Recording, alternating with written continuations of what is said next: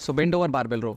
कुछ दिन पहले एक कंट्रोवर्सी हुआ था जिसमें my brother Kashish, my brother Uzair and our favourite Akshay sir involve थे। ये तीनों एक बहुत ही अच्छे इन्फ्लुएंसर है, नो डाउट।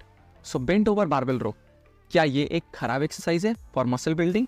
क्या इससे बेटर एक्सरसाइज अवेलेबल है for muscle building? And barbell row का इंपॉर्टेंस, और लास्ट में overall conclusion from RJB Fitness. So आज जानेंगे इस वीडियो में, क्या बेंट ओवर बारबेल रो एक खराब एक्सरसाइज है in terms of hypertrophy? The answer is absolutely no. It is a good exercise to build muscle mass. कोई एक एक्सरसाइज आपके ओवरऑल मसल ग्रोथ पे पॉजिटिव या नेगेटिव इफेक्ट उतना नहीं डाल सकता। It is the entire workout which is responsible for overall optimal muscle growth. क्या बेंट ओवर रो से बेटर एक्सरसाइजेस अवेलेबल है हमारे पास? The answer is absolutely yes. जिस एक्सरसाइज में आपको ऑलरेडी कोर स्टेबिलिटी मिल जाता है, उस एक्सरसाइज में आप ज्यादा फोर्स आउटपुट ले सकते हो, जिससे मसल को ज्यादा टेंशन एक्सपीरियंस होता है एंड देयरफॉर आपको हाइपरट्रॉफी में बेटर रिजल्ट मिलेगा। Now importance of bent over row. अगर आप एक इंडिविजुअल हो जो स्क्वाट नहीं करता, डेडलिफ्ट नहीं करता और अनसपोर्टेड मूवमेंट नहीं करता, तो बेंट ओवर बारबेल रो आपके वर्कआउट का एक पार्ट होना चाहिए। अब क्यों, मैं बताता हूँ। सी, आपका मसल का जनरली दो काम है। एक है मूवमेंट करना which is also called as strength, और एक है मूवमेंट को रिस्ट्रिक्ट करना which is also called stability. आपका एक्सरसाइज प्रोग्राम ऐसा होना चाहिए कि ये स्ट्रेंथ और स्टेबिलिटी दोनों ही पार्ट अच्छे तरीके से टारगेट हो। जब ये स्ट्रेंथ और स्टेबिलिटी का रेशियो बिगड़ जाएगा, आपका रिस्क ऑफ इंजरी बढ़ सकता है। से फॉर एग्जांपल, एक कार में बहुत हाई पावरफुल इंजन डाल दो, बट उसमें कोई लो क्वालिटी का ब्रेक लगा दो। ऑब्वियसली उस स्ट्रेंथ के साथ और उस लो क्वालिटी ब्रेक्स के साथ गाड़ी 100% एक्सीडेंट करेगा, क्योंकि गाड़ी का स्ट्रेंथ को ब्रेक स्टेबिलाइज नहीं कर पाएगा। ठीक उसी तरह आपके बॉडी के ऊपर ये प्रिंसिपल अप्लाई होता है। अगर स्ट्रेंथ और स्टेबिलिटी का रेशियो खराब हो जाएगा तो रिस्क ऑफ इंजरी बढ़ जाएगा। सो इसलिए स्टेबिलिटी को भी प्रायोरिटाइज करें अपने वर्कआउट में। स्टेबिलिटी बहुत इंपॉर्टेंट है, और कुछ कुछ एक्सरसाइज ऐसा है जिसमें स्ट्रेंथ और स्टेबिलिटी आप दोनों ही बिल्डअप कर सकते हो। से फॉर एग्जांपल स्क्वाट, डेडलिफ्ट, और उसमें बेंट ओवर रो भी आ जाता है। जिस एक्सरसाइज में स्ट्रेंथ और स्टेबिलिटी दोनों ही एक साथ चैलेंज होता है, उसमें आपको एक बेनिफिट मिलता है, जो है आपका टाइम बहुत सेव होता है। आप अलग से स्टेबिलिटी और अलग से स्ट्रेंथ बिल्डअप करने का एक्सरसाइज नहीं कर सकते। ऑब्वियसली आप कर सकते हो अगर आपके पास टाइम ज़्यादा हो, बट अगर स्ट्रेंथ और स्टेबिलिटी को अलग अलग चैलेंज करिएगा तो मसल में कोऑर्डिनेशन बिल्डअप नहीं होगा।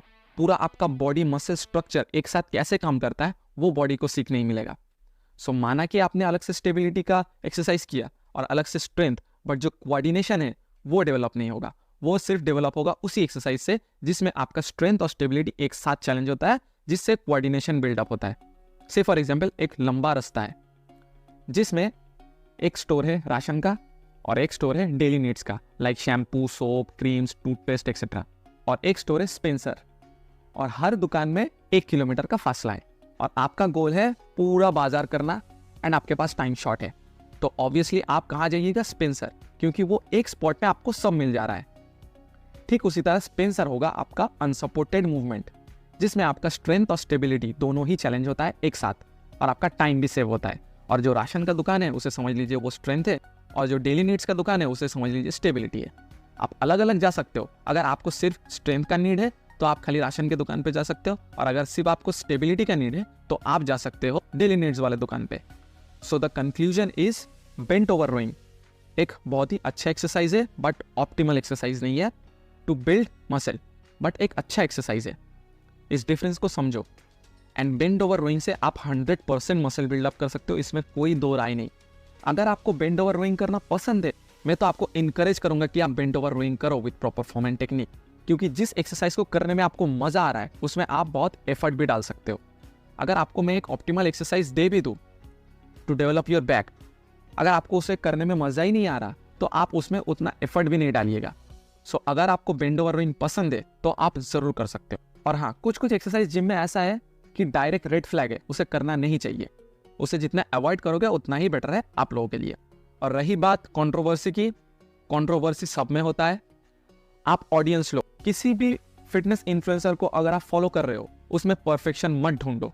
चाहे कोई कितना भी ग्रेटेस्ट हो, वो 100% मिस्टेक कर सकता है, और ये मिस्टेक को फॉरगिव करना है आप लोगों को, क्योंकि आपसे ही हम सब क्रिएटर ग्रो होते हैं।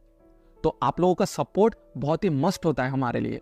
कोई एक कंट्रोवर्सी हो गया, कोई एक कुछ गलत बोल दिया, आप उसका पूरा सारा लिस्ट जो अच्छाई से भरा हुआ है, जो अच्छा इन्फॉर्मेशन दिया, उस सब में आग लगा देते हो सिर्फ एक मिस्टेक की वजह से। अरे इसे तो कुछ नहीं पता। कुछ मिस्टेक से आप ये प्रूव नहीं कर सकते कि इसे कुछ नहीं पता। सो गाइस, बस इतना ही। ये तीनों इन्फ्लुएंसर बहुत ही अच्छे इन्फ्लुएंसर है, आपको बहुत अच्छा रास्ता दिखा सकते हैं। एंड कशिश तो यही बोलता है कि अगर आपके पास बेटर ऑप्शंस है तो आप ये वाला ऑप्शंस क्यों चूज करोगे, वो भी अपने जगह पे सही है। और एक बात, अगर आपको लगता है कि एक्सरसाइज में थोड़ा सा चेंजेस या ऑप्टिमल एक्सरसाइज करने से आपको ऑप्टिमल ही रिजल्ट मिलेगा, ये एकदम गलत है। आप ऑप्टिमल एक्सरसाइज क्यों करते हो? क्योंकि उससे आप ऑप्टिमल ब्रेक डाउन कर सकते हो। आप ब्रेक डाउन करने के बाद उसे रीबिल्ड तो करना है, रिकवर भी तो करना है। वहां पर आप सही से रिकवर और न्यूट्रिशन नहीं दे रहे हो, तो उस अच्छा एक्सरसाइज, उस ऑप्टिमल एक्सरसाइज का भी बेनिफिट नहीं मिलेगा आपको। सो खाली एक्सरसाइज पे नहीं, न्यूट्रिशन और रेस्ट में भी ध्यान दिया करो। और अगर आपको जानना है आपको फास्टर मसल कैसे ग्रो करना है, आप मेरा इस वीडियो को चेक कर सकते हो। तब तक के लिए बाय बाय।